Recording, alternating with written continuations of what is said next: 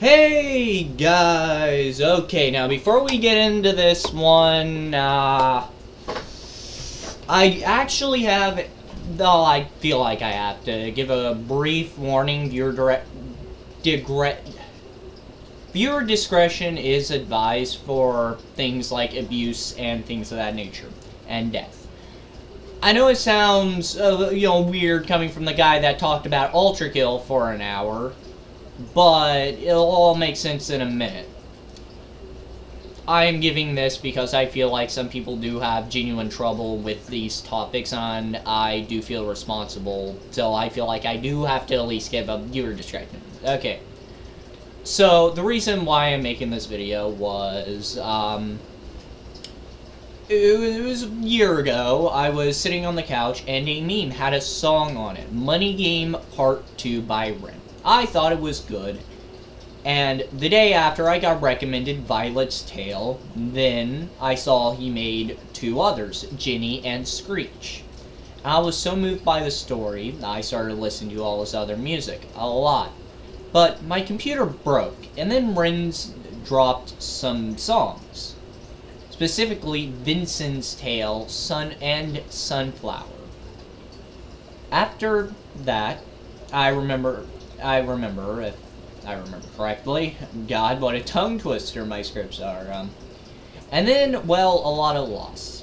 His music has helped me through some hard times. So I decided to talk about his tales that he has been crafting for maybe 4 to 5 years. Correct me if I'm wrong, I am still new, and, it looks to be around 4 to 5. And I decided to tell you all his tales, because I feel like there is, I was a fan, and I didn't even know there was an entire Instagram thing going on that was an on-running story with Screech before the tale of Ginny and Screech. Now, I thought it was really, really good. And I feel like not a lot of people listen to that, so I'm going to tell the story from the beginning to the end that we have now. And to recap it, for some people who don't want to listen to the songs for whatever reason, or if you just want somebody else to talk about them, or if you're like me and don't see a lot of people covering this, you got me. So, without further ado, let's talk about something I obsessed over while I had no access to a computer. Our story begins with the birth of Violet, somewhere in London. She was born, she was a silent girl. Her mother was a drunk and her father was an angry man, and would abuse her, and her mother knew. Did nothing to stop it. She was quiet most of her life, and the second she could, she left as quick as she could. At 16, she took her chance to get out of a horrible home. She got a new place that she got using, well, a welfare scheme, as REN'S says. Whatever it was, we don't know. She also paid for it by working at Tesco, a place I did not expect to ever mention on this channel, but it is her job. I really wanted to bring that up because I never thought I would, genuinely. Anyways, my, genuine surprise I would mention this in a video aside. But her job was simply restocking. She one day met a man by the name of Stevie. And he was all charming to her, but he would paint her black and blue, to quote the song. He would beat her and verbally abuse her. Something she grew numb to over time, because she had to deal with it from when she was a child to now. Which happens a lot. When you're abused as a child, when you get with somebody who's when you get in an abusive relationship later in life, you tend to just kind of accept it. Definitely not what you guys expected to hear from the goofy guy who talks about Ultra Kill for an hour. Anyways. So, let me find my place real quick. Yeah, she grew numb over time, until one day, after he got done drinking with his friends, and he, takes it too far. She tried not to provoke him by acting asleep. This only enraged him even further. And he beat her so bad to where she tried to block a punch, but it was too late. She was dying. Which, I want to bring up a theme in these tales. They all have a part, or most of them, where, and I quote, the devil comes to dine any time a character is about to go bad shit. It is about to happen. The devil is mentioned. I just wanted to say this because it is something neat I noticed and really wanted to mention. But yeah, back to Violet. After seeing that he took it too far, in the year 2005, yes, we have an actual date, he or someone else, it is unsure, called the medical center, and they picked her up and tried everything to save her, but she's too far gone. And the doctors, while trying to help her, discovered something shocking. She's 9 months pregnant. She finally breaks and pleads, begs for her children to survive, and the doctor fulfilled her final wish. And 2 children are born that night. A boy named James, or better known as Screech, and a girl named Jenny. James grew up as a kid of the streets. He stole shit, drank, smoked at a young age, and would steal to get by. At some point, he got a girlfriend who would put up with his shit for the most part. This is stuff we all learn in the Instagram thing, which not a lot of people know exists. But yeah, for the most part, Screech had a lot of violent outbursts. He clearly inherited from his father and grandfather. He was just a menace of the streets of London. He had a friend by the name of Patrick and would pick on him a lot. Despite that, he considers Patrick as a brother to him and would hang out with him all the time, more than his other friends, even more than his girlfriend, at least what we see through the screen during the Instagram story that was on REN'S page. I don't know if he still does that, and the only way you can find it from my knowledge is on YouTube, so yeah. He had abusive parents, just like his mother. He would drink and smoke to get away from that awful situation and to numb the pain.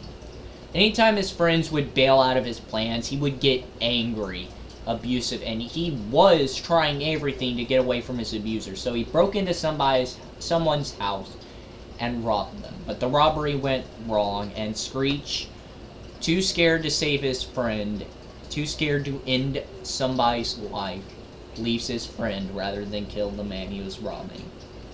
I want to say real quick, I'm going to put my mouse here so I can mention that. But the acting in that part was really funny. I know, serious situation, but the acting was so funny because he said in the most blank tone, "What, you broke in my house? Are you going to kill me?" I just thought it was, like, I know I'm butchering it because they are British, or Irish, I can't tell. Because when it comes to some Irish people have a really heavy British accent because colonizers, and some British people have a thicker accent, so I can't tell if it is Irish, if he was Irish or British, because the tone was kind of in that middle ground, but the line delivery was really fucking funny, and I just had to mention it, because I really, really love this. It's just something I wanted to mention. And after the robbery went wrong, he bumped into a lady by the name of Jenny. She had to be in the wrong place at the wrong time. And well, I'll get to that, but Jenny lived one street away from her unknown brother, James. She was coming home from work or something. We don't know much about her outside of the fact she lives and wants to get away from London. But she was walking down the same road as Screech after the botched robbery, and the devil set his sights on Screech's soul. Another mention of the devil. Anyways, she felt like something was off. Lady intuition or her connection to her brother. Who can say? Or twin, rather. She didn't know she had. But out of nowhere, they met. He had a knife on her, asking for her stuff, and she froze. Beyond scared, she tried to hand things over, but she couldn't. Her fear kept her in place. He was pissed, and he pulled the blade, and with the devil in his chest, cut her down, and her tail ended. There the devil got what he wanted again. After realizing what he did, that he murdered a woman, he runs, fearing the law catching him.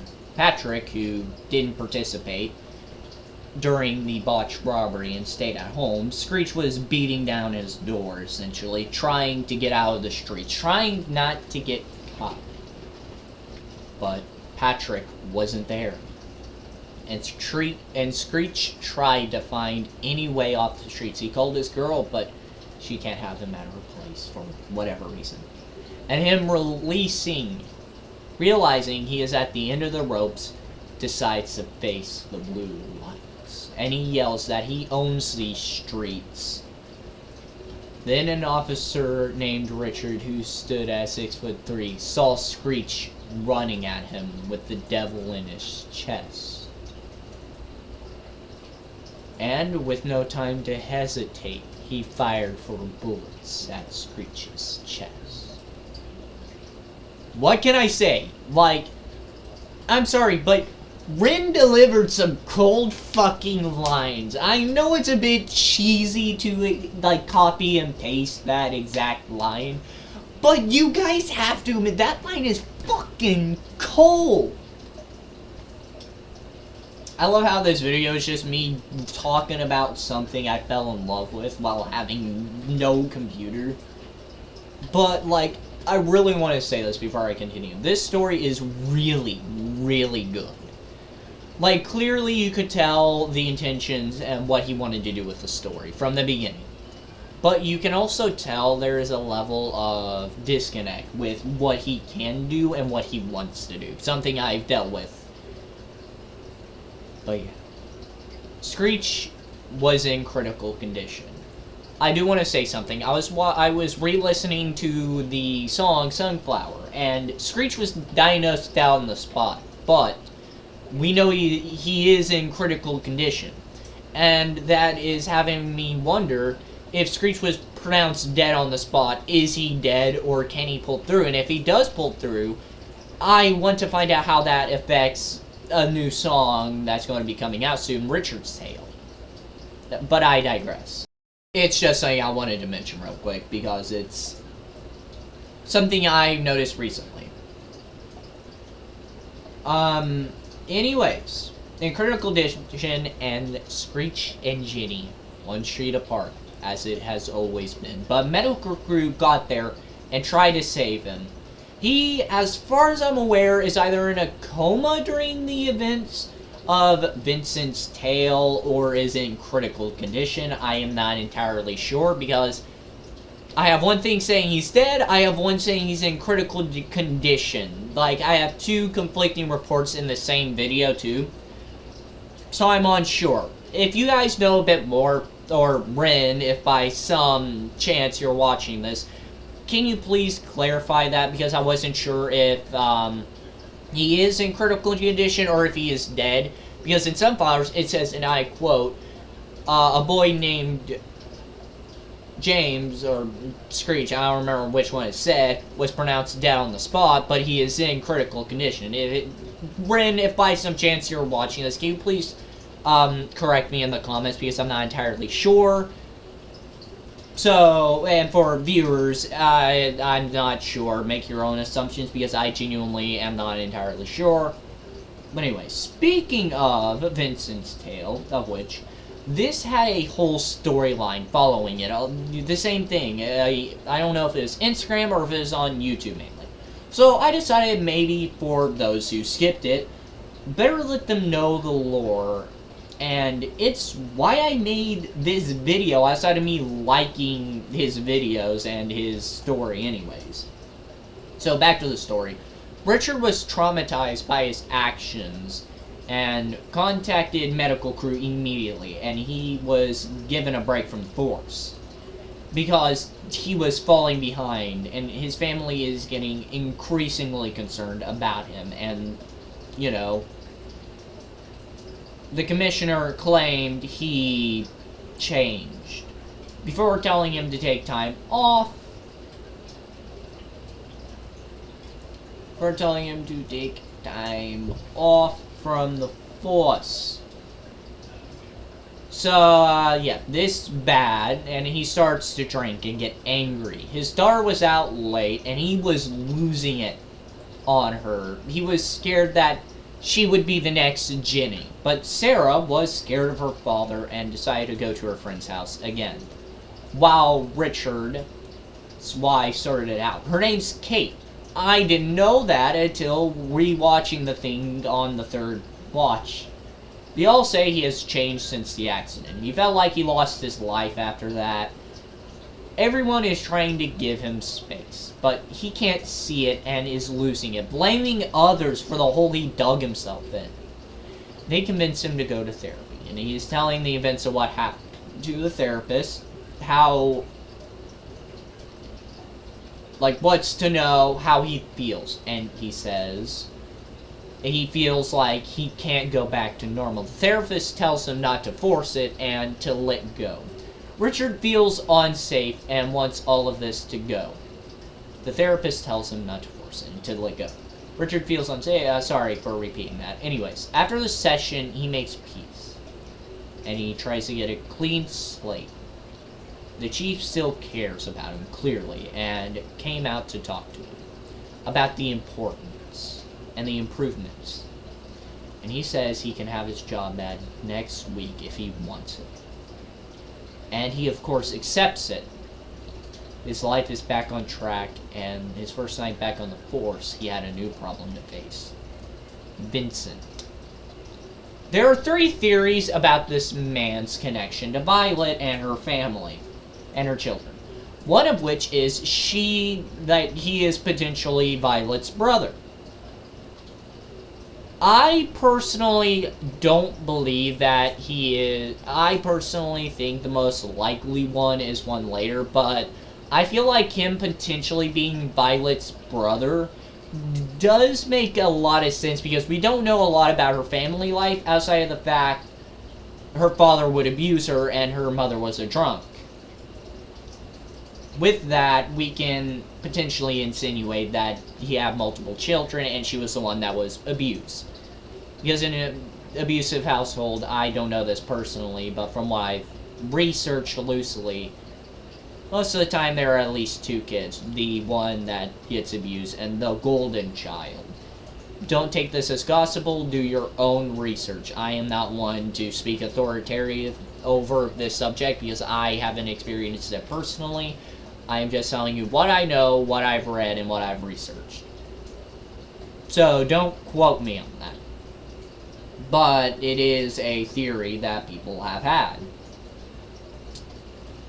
Vincent is Screech's abusive stepfather, which given our first encounter with him as he smokes after hearing news about Screech being in critical condition during the events of Sunflower. Vincent's prologue, I believe. I'd have to look at the song name. Which I'm not sure if I believe this one because the actor, while looks similar to me personally, I'm not entirely sure. I mean, not even Screech has.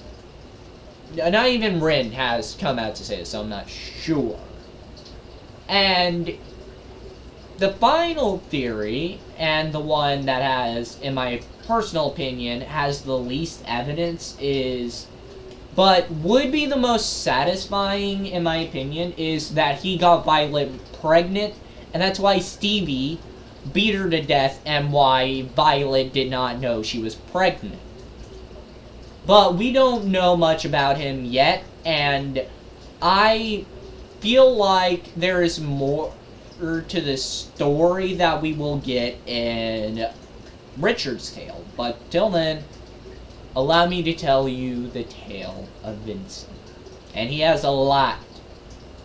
Vincent Van Gogh imagery in the prologue called Sunflower. Just a quick detail I want to mention. There's a lot of Vincent Van Gogh homages to Vincent. And it is very intentional. Ren talked about this on his Instagram. It is a very intentional, or his Facebook, I can't remember. That is a very intentional connection to Vincent Van Gogh. I was thinking about doing research on Vincent Van Gogh, but given what I've known about him for a while, I think I know what Screech is. Ren. I think I know what Ren's going with in the story. I think he's going to tell a story of loss and tragedy and of insanity coming from Vincent. But I feel like when Ren continues the story with Richard, I really want him to explore at least what I want to happen is one of two things. Either he learns that this is personal theory here, and what I would prefer to happen, but not what will happen. Remember this is what I want, and this is what I theorize, that Richard will learn that Vincent in some way is related to Screech and try to help Vincent in a way for feeling bad for what he did to his essentially either son, stepson, or nephew is the right word I was looking for. You know what I mean? That's what I want to happen because I feel like it would be really satisfying. But it's Ren. He doesn't have to do it. But yeah, there's a lot of Vincent Van Gogh imagery, and I'd really like to see that continue with Richard. Have anytime Vincent is mentioned, have sunflowers in the back or something. You know what I mean? Anyways, so I'll talk about the story now. But one night after work, he is drinking, and the weight of everything really gets to him. He realizes he wastes his life working, not having fun, burning his life away, his limited time on Earth, and is mad at London for what it done to him. And he drunkenly wanders the streets. He steals a fucking guitar from a homeless man. I don't know if he laments actually, or if this is just internal dialogue, but he laments about how London tore him down and how he's going to do the same. But he drunkenly wanders around London, pissing people off, and is pissed about his life, and starts making trouble. He steals a ciggy from someone and was smoking, starts yelling, calls somebody a slut, and that person was not taking that shit. You called this fucking girl a slut, and he got fucking pissed. And they get into a street fight. Vincent was originally just wanting to break his nose. But as time went on, he got more violent and wanted to kill him. But as the law got alerted to this, he decided to kill him. He was going to kill him, but the other man wasn't chilling down, so he grabbed a bottle, broke it, and stabs him right in the gut. And he runs away. To which he broke down, realizing that even if he gets away, he might get found out. Or even if he doesn't get found out, he would have to live with this guilt for the rest of his life. He would have to run. Him realizing he's at a breaking point, realizing how bad London has gotten, he decides to accept his fate and let the cops catch up to them if they do. And who was responding? It was an officer named Richard, who stood at 6'3". He was back on the force after his time of absent leave. He was back after his break, and he found Vincent and jumped on him, cuffed him to the floor, What happens next, as of writing, is unknown because Richard's tale is not out yet. Then this is the end of the story. I do want to highlight a few things real quick of the story before I talk about themes I enjoyed. I really do enjoy this story, and I can tell, given how this is all music videos, you could tell he is limiting himself. But you could tell he said in a community post a while ago that he is using this to push his filmography skills and his skills with storytelling, music making, all to the max. Like, this is a test, which this channel is a test to me. Seeing, can I edit? Can I tell stories good? Like, this is all just me pushing my skills and what I have to the max. And I really do enjoy his cinematography, his music, how it rhymes, how it matches what he's saying. Now, I will say, Ren has a problem of this in his music videos, and it is really clear in his 2 newest songs. And I do want to highlight it, this is not a rag on him, because, listen to his music. I have almost every single song he has made, outside of songs from Freckled Angels, because some of the songs from Freckled Angels, or Freckle Angel, is not personally my style, but I do recognize they are really, really good. And that is the thing. Some of his music videos don't match what is said in the song. Which I realize him playing a guitar, he can't exactly throw punches. But I accept that, and it's more evident in his newest, well, not newest song, but a song that came out recently called So the Story Goes.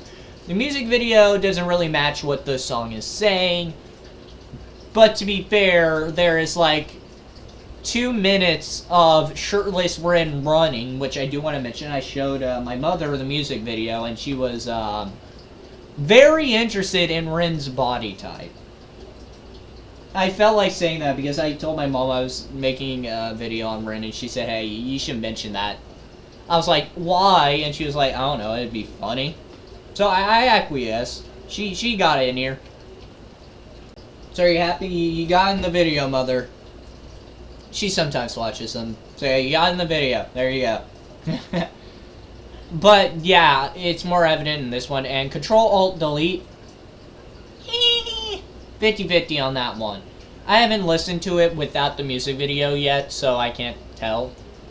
Because most of the time when a new REN'S song drops, I usually listen to it with my mom, because we both really like that music, and I got her kind of into REN'S music. She downloaded all of it. I even had to show her somebody who was also named Ren. I had to, doing stuff with Mother. Really difficult. She doesn't understand the internet. But, Ren means, like, his music does mean a lot to me, given how it has really connected to me and my family. And my friend, I don't talk about him much, Gorilla or Excalibur as he goes by online. He likes Ren's music and is a bit embarrassed to talk about it. It really does hurt because it's something we have in common, which is not a lot, despite the fact we're really great friends, at least in my opinion. But like that's the main problem.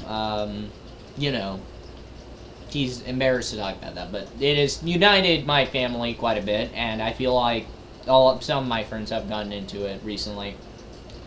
And that Ren's music does mean a lot to me, but yeah.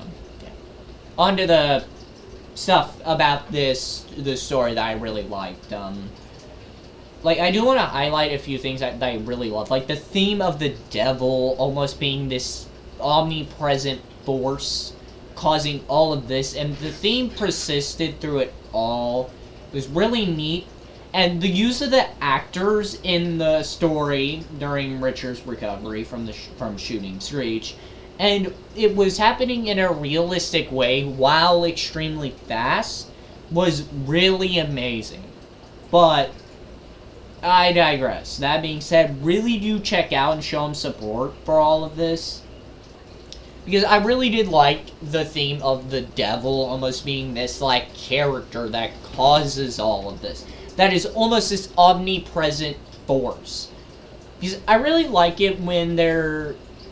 Well, I like it in certain stories where while the devil isn't an active player, it is almost seemed like his darkness is infesting it. Because I really love it when there is a other, deeper level where the bad guy, while being the overarching villain, isn't the true bad guy. I really like it when that is implemented correctly in the story. And I really did enjoy how it was implemented because I thought it was really good. While Vincent's Tale didn't really have as much of it, I really wish it did. Which I'm hoping Ren visits in Richard's Tale, because I'd really love to see how this forms. Because there's a clear intention I hope he continues. And the actors, they did an amazing performance, and I really hope Ren brings them back, and I really hope they get the recognition they deserve, because these actors, while they didn't have a lot of screen time, did incredibly well. Like, well beyond what I think they were probably paid. And the thing is, the cinematography and, like, the way some of the shoots were are really complex and interesting. Like, the way Ren makes his music videos are really good, and he really did push his things to the limit. I really want to see where the story goes, and I hope you guys do as well. But, with that being said, I unfortunately have nothing else to say. So, I guess the YouTube spiel, as you have to say, otherwise you don't get engagement. You know what I mean? Like, subscribe, share, comment if you found anything interesting, or if this got you into Ren's music, because I feel like that is a big part, is having somebody get you into it. And with this being said, this is, when I was writing this, I wasn't able to make videos. And it feels really good making videos again. You know, 3 months was quite a bit, and I'm really glad I can get back to making this. So with that being said, something I have very much missed saying. This is Lore Maker, signing off.